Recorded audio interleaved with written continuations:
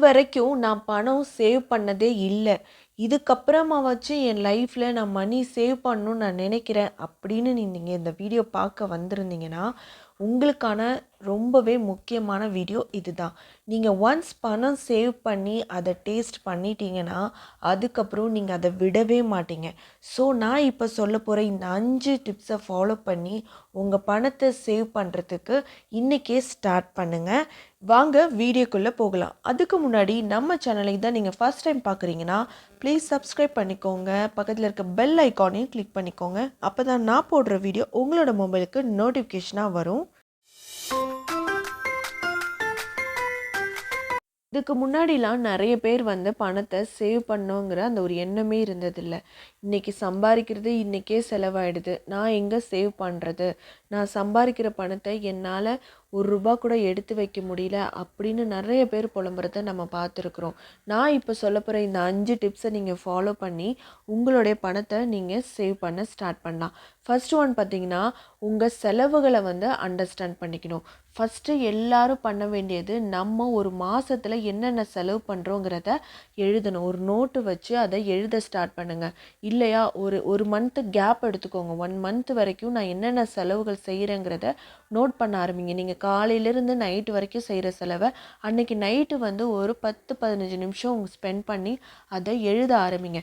அந்த செலவுகளை எழுத ஆரம்பித்து நீங்கள் அந்த மாத கடைசியில் இந்த செலவுலாம் நம்ம தேவையான செலவு பண்ணியிருக்கோமா, இல்லை அனாவசிய செலவு பண்ணியிருக்குமாங்கிறத அதில் உங்களால் கட்டுப்படுத்த முடியும். இன்னொன்று பார்த்தீங்கன்னா, நெக்ஸ்ட்டு ஒன் பார்த்தீங்கன்னா பட்ஜெட் போடுறது. பட்ஜெட்டில் நீங்கள் வந்து உங்கள் ஃபஸ்ட்டு பாயிண்ட் இருக்க வேண்டியது சேவிங்ஸ். அதுக்கப்புறம் தான் நீங்கள் ஒவ்வொரு பட்ஜெட் வந்து க்ராசரி, உங்களுடைய நீட்ஸு எல்லாமே வந்து எழுத ஆரம்பிக்கணும். ரெண்ட்டு, கரண்ட் பில்லு, இந்த மாதிரிலாம் விஷயம் எழுத ஆரம்பிக்கணும். நீங்கள் ஃபஸ்ட்டு வந்து உங்கள் சம்பளத்துலேருந்து வர ₹1 10,000 இருந்தாலும் அதில் ஒரு 10% வந்து சேவிங்ஸில் எடுத்து வச்சு பழகுங்க. சேவிங்ஸுக்கு அப்புறம் மிச்சம் இருக்கிற 90% வச்சு மற்ற விஷயங்களுக்கெல்லாம் நீங்கள் வந்து செலவு பண்ண ஆரம்பிங்க.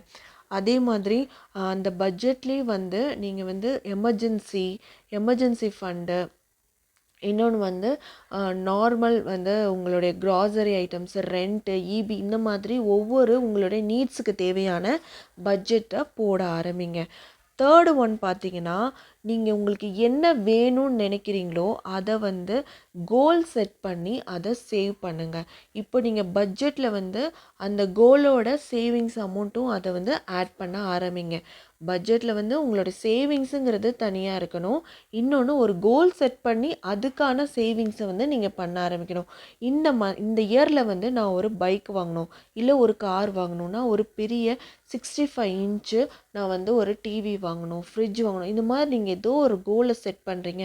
அந்த 1 இயர்க்குள்ளே நான் பண்ணணுங்கிறத நீங்கள் செட் பண்ணி அதுக்கான சேவிங்ஸ் அமௌண்ட்டை உங்களுடைய சேலரியிலேருந்து உங்களால் எவ்வளோது சேவ் பண்ணி அதை நான் எடுத்து வைக்க முடியுமோ அதை நீங்கள் எடுத்து வச்சு அந்த கோலை நீங்கள் அச்சீவ் பண்ணுறதுக்கு பிளான் பண்ணுங்கள்.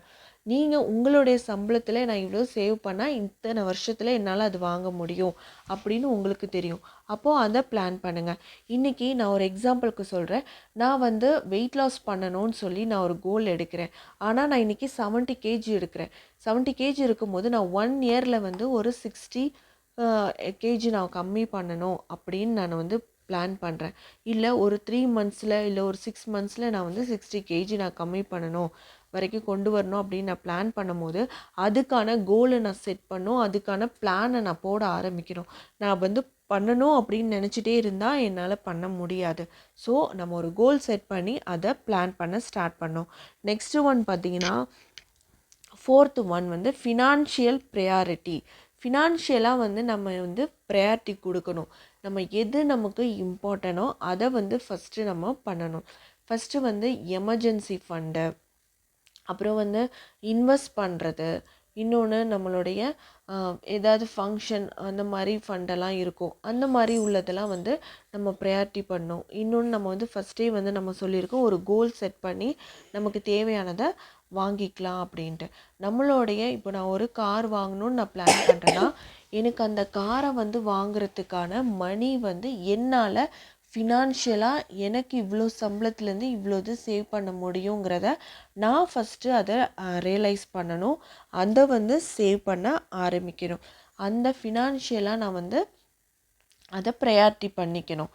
இன்னொன்று பார்த்திங்கன்னா ரைட் டூல்ஸ்னால் இப்போ நான் இப்போ வந்து சேவ் பண்ணுற அமௌண்ட்டை நான் ஒரு இதில் இன்வெஸ்ட் பண்ணும்போது SIP, post office, mutual fund இந்த மாதிரி நிறைய விஷயங்கள் இருக்குது. எஸ்ஐபி, மியூச்சுவல் ஃபண்டு இதெல்லாம் வந்து உங்களுடைய ஒரு நல்ல ஒரு கைடு வச்சு நீங்கள் வந்து கைடன்ஸோடு நீங்கள் அதை ஸ்டார்ட் பண்ணணும். உங்களுக்கு நம்பிக்கையாக இருக்கிறவங்க மூலயமா அதை நீங்கள் ஸ்டார்ட் பண்ணணும். அது வளர்றது வந்து நீங்கள் கண் முன்னாடி பார்க்கும்போது உங்களுக்கு அதோட க்ரோத் வந்து உங்களுக்கு இன்னும் நிறைய மோட்டிவேட் ஆகும். நீங்கள் வந்து இன்னும் சேவ் பண்ணணும் அப்படிங்கிற மோட்டிவேட் ஆகிட்டு இன்னும் நிறைய விஷயத்தில் வந்து இன்வெஸ்ட் பண்ண ஸ்டார்ட் பண்ணுவீங்க. அதே வந்து ஆட்டோமேட்டடாக வந்து ஆப்ஷன் வச்சுக்கோங்க. நீங்கள் வந்து எல்லாரும் வந்து சேவ் பண்ணணும்னு நினைக்கிறாங்க. ஆனால் வந்து அந்த மந்த்லி கரெக்டாக பண்ணுறாங்களாங்கிறது தான் பெரிய கொஷின் மார்க்கே.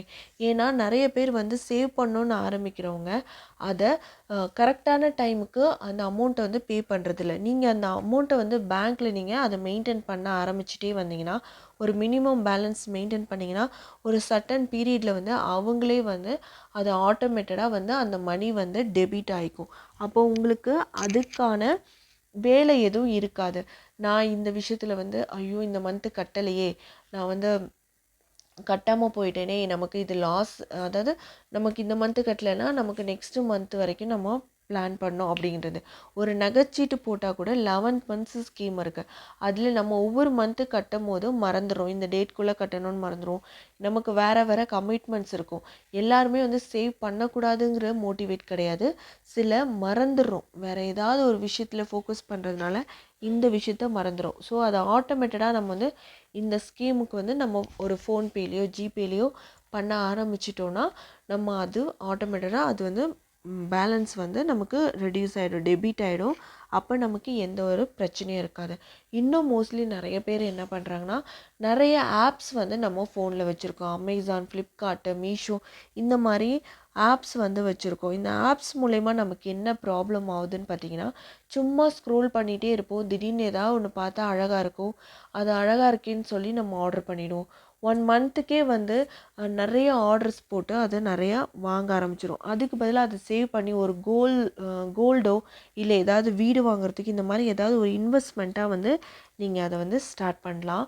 இது மாதிரி நிறைய வீடியோஸ் வந்து மணி சேவிங் வீடியோஸ் வந்து நம்மளுடைய சேனலில் வந்து போட்டிருக்கோம். அதோடைய இன்வெஸ்ட்மெண்ட்டு சேனல்ஸும் வீடியோஸும் வந்து நம்மளோட இதில் அப்லோட் பண்ணியிருக்கோம். நீங்கள் போய் நம்ம சேனலில் வந்து ரெஃபரன்ஸ் பண்ணி செக் பண்ணி பாருங்கள். இந்த வீடியோ உங்களுக்கு ரொம்பவே யூஸ்ஃபுல்லாக இருந்திருக்கும்னு நினைக்கிறேன். பிடிச்சிருந்தால் லைக் பண்ணுங்கள், மற்ற உங்கள் ஃப்ரெண்ட்ஸுக்கும் வந்து ஷேர் பண்ணுங்கள். சேவ் பண்ணுறதுக்கு இப்போவே எல்லாருமே ஸ்டார்ட் பண்ணுங்கள்.